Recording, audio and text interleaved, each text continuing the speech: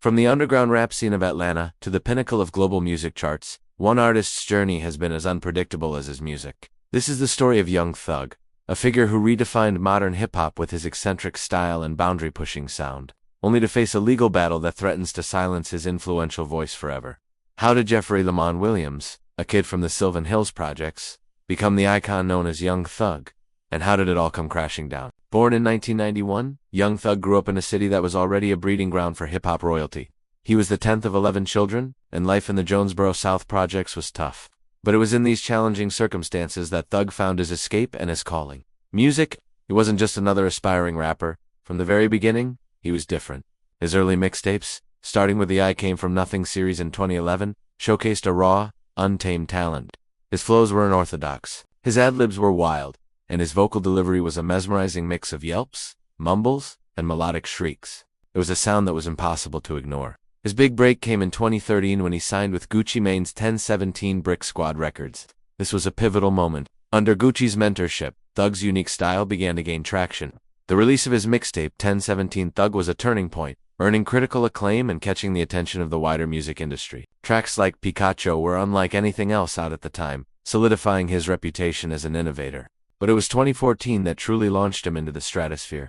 His single Stoner became a viral sensation. The hypnotic beat and Thug's catchy, repetitive chorus created an anthem that was played in clubs and on radios everywhere. This was followed by another massive hit, Lifestyle, with Rich Ganga. The track was a commercial juggernaut, peaking in the top 20 of the Billboard Hot 100 and cementing Thug's status as a mainstream star.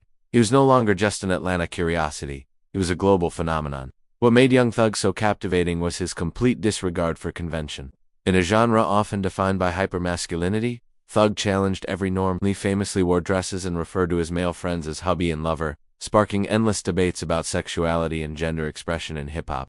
The cover of his 2016 mixtape, which featured him in a stunning periwinkle dress, became an iconic image. He wasn't just making music.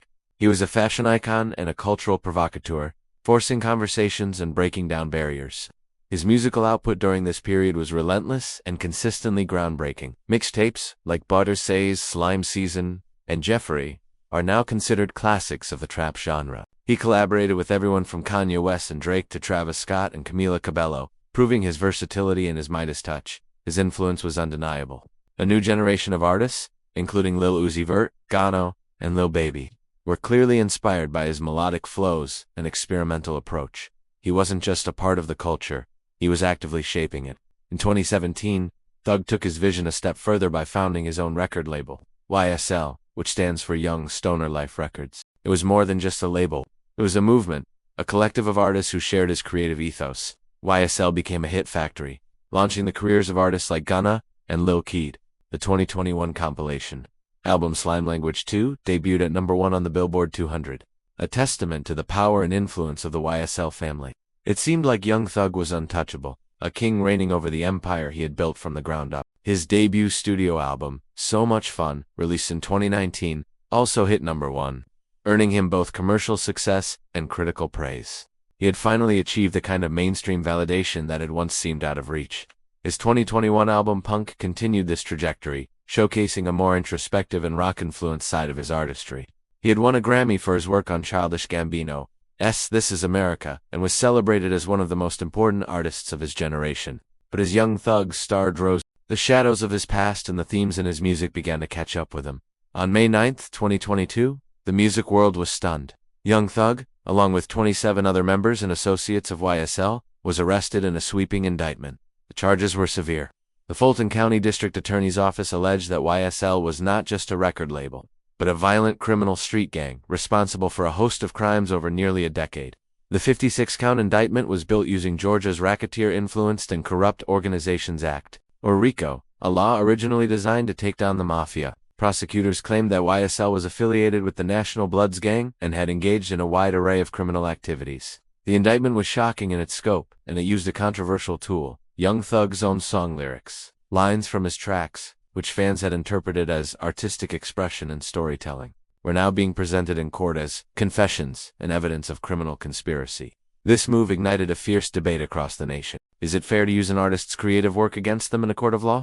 Supporters of Thug and free speech advocates argued that it sets a dangerous precedent. chilling artistic expression, and unfairly targeting rap music, a genre that has long been scrutinized by law enforcement. They argued that, like an actor playing a role in a movie, a rapper's persona and lyrical content are not a reflection of their real-life actions. The Protect Black Art movement gained momentum, with music industry heavyweights and legal scholars calling for laws to prevent this practice. The YSL Rico trial began, and it quickly devolved into one of the longest and most complex legal sagas in Georgia's history. The proceedings have been a spectacle, filled with dramatic twists, witness intimidation, allegations, and courtroom chaos. Key YSL members, including Gunna, took plea deals, a move that many interpreted as a betrayal, but that their lawyers defended as a strategic legal decision. Thug, however, has maintained his innocence, refusing any deal and choosing to fight the charges head-on. His legal team argues that YSL is exactly what it claims to be: young stoner life, a record label, and a positive movement. They portray Jeffrey Williams as a pillar of his community, a success story who used his wealth to lift up his friends and family, providing them with legitimate opportunities in the music industry. They claim the prosecution is misinterpreting his art and his relationships, twisting a story of triumph into a criminal narrative. As the trial drags on, Young Thug remains behind bars, denied bond multiple times due to being considered a flight risk and a danger to the community. His creative output has been silenced, and his future hangs in the balance. The man who once dominated the charts is now defined by courtroom sketches and legal filings.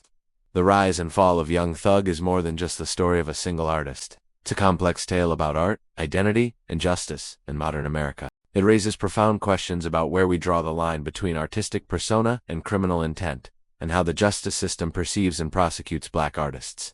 Will he be remembered as the visionary who changed the sound of music, or as the leader of a criminal enterprise? The world is watching, waiting for the final verdict in a case that will undoubtedly have a lasting impact on hip-hop and the legal landscape for years to come. Regardless of the outcome, Young Thug's legacy is already cemented. He is a trailblazer whose influence will be heard in music for generations. But his story serves as a stark reminder of how quickly the dream can turn into a nightmare. Thanks for watching. If you found this story compelling, make sure to like this video and subscribe to our channel for more deep dives into the figures who shape our culture. Let us know your thoughts on the YSL case in the comments below.